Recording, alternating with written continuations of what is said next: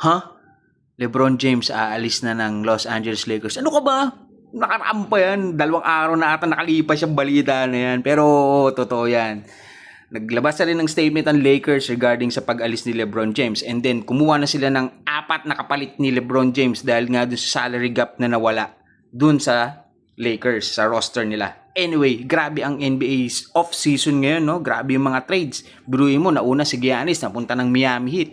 Lonzo Ball, napunta ng Timberwolves. Ja Morant, napunta ng Blazers, pare.